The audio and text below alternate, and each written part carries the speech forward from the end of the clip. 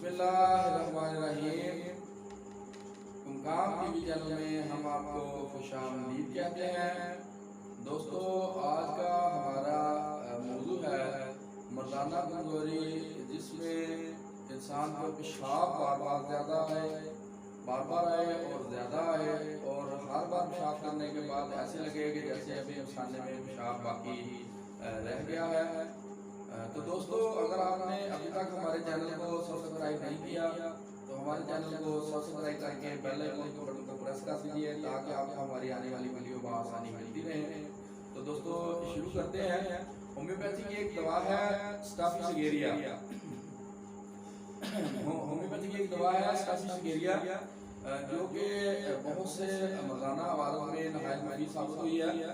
اسٹافیسیگیریا جو ہے یہ بوڑھے لوگوں کی بڑی مخصوص دوا ہے۔ بڑھاپے کی کمزوری میں، بڑھاپے کی وجہ سے جو کمزوری لاحق ہو جاتی ہے، جس کی وجہ سے پیشاب بار بار آتا ہے اور پیشاب کرنے کے بعد بھی ایسے لگتا ہے کہ جیسے نشانہ ابھی بھرپور طریقے سے خالی نہیں ہے، تو اسٹافیسیگیریا نہایت ہی مفید دوا کے طور پر ثابت ہوتی ہے۔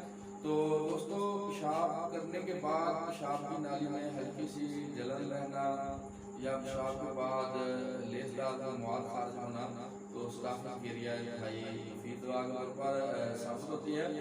ایسی صورتحال جس کے بعد انسان کو کمزوری لاحق ہو، عاصل ہو، یا مباشرت کے فوراً بعد ایسے ہو کہ جیسے بالکل جان ختم ہو گئی ہے اور انتہائی کمزوری محسوس کی جائے، تو سمجھ لیں کہ اس کی دوا اسٹافیسیگیریا کرتی ہے۔ مشت زنی اور کثرت جماع کے بعد بے تحاشا نقاہت محسوس کرتے ہوں تو اسٹافیسیگیریا نہایت ہی مفید دوا ہے۔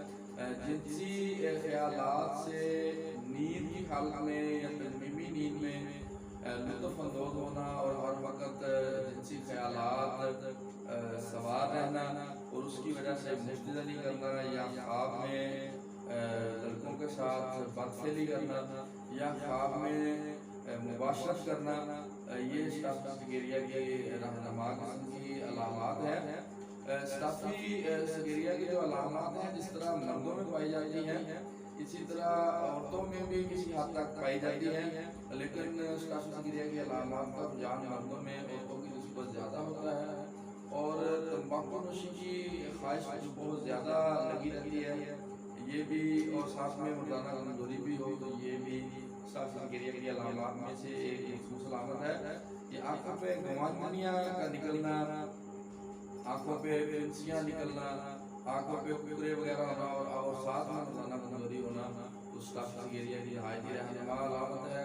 مریض اسٹافیسیگیریا کا انتہائی غصے والا، کینہ مور، چڑچڑا، بد مزہ ہوگا، اس کی گفتگو انتہائی غصیلی ہوگی، اور ہر وقت اگر وہ غصے کو دبا کے رکھے گا تو اس کے زبان اثرات ہوتے ہیں، وہ بھی اسٹافیسیگیریا کے مریض میں پائے جاتے ہیں۔